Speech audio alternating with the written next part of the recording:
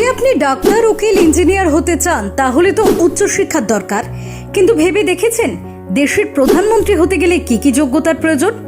না, শুধু ভোটে জিতলেই প্রধানমন্ত্রী হওয়া যায় না। তৃতীয়বারের জন্য প্রধানমন্ত্রী হিসেবে শপথ নিয়েছেন নরেন্দ্র মোদী। কারণ সর্বসম্মতিক্রমে দলনেতা নির্বাচিত হয়েছেন মোদী। কিন্তু শুধুমাত্র ভোটে জেতাই নয়, প্রধানমন্ত্রীর পদপ্রার্থীকে আরও বেশ কয়েকটি মানদণ্ড পূরণ করতে হয়। এরপরই তিনি রাষ্ট্রপতির কাছে সরকার গঠনের দাবি জানাতে পারেন। চলুন দেখা যাক সেই মানদণ্ডগুলি কি কি। ভারত সরকার পরিচালনার দায়িত্বে থাকেন ভারতের প্রধানমন্ত্রী। গুরুত্বপূর্ণ সিদ্ধান্ত নিতে নির্বাচিত মন্ত্রীদের সঙ্গে আলাপ আলোচনা করেন তিনি।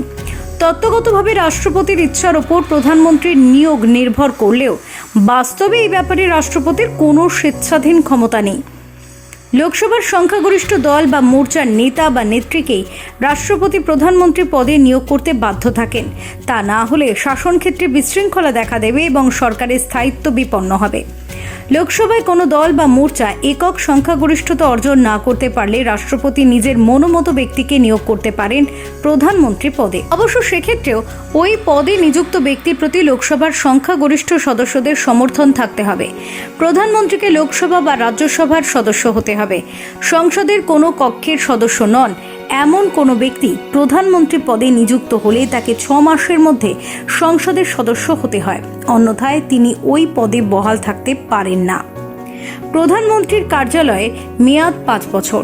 তবে এই সময়কাল শেষ হওয়ার আগে লোকসভা ভেঙে দেওয়া হলে তার কার্যকালের মেয়াদ কমে যায়। প্রধানমন্ত্রী পদপ্রার্থীকে অবশ্যই ভারতের নাগরিক হতে হয়। লোকসভার সদস্য হলে প্রধানমন্ত্রী পদপ্রার্থীকে 25 বছরের অধিক বয়সী হতে হবে। রাজ্যসভার সদস্য হলে 30 বছরের বেশি বয়সী হতে হবে। কোনো রাজ্য বা কেন্দ্রীয় সরকারের কোনো অফিসে কর্মরত অথবা লাভজনক পদে থাকতে পারবেন না প্রধানমন্ত্রী পদপ্রার্থী।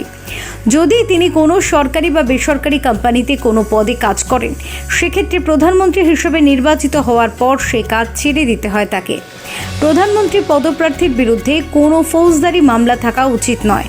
প্রধানমন্ত্রী হিসেবে নির্বাচিত হওয়ার পর দায়িত্ব পালনের আগে ভারতের সংবিধানের 3য় তফসিল অনুসারে ভারতের রাষ্ট্রপতির উপস্থিতিতে শপথ গ্রহণ করতে হয় তাকে।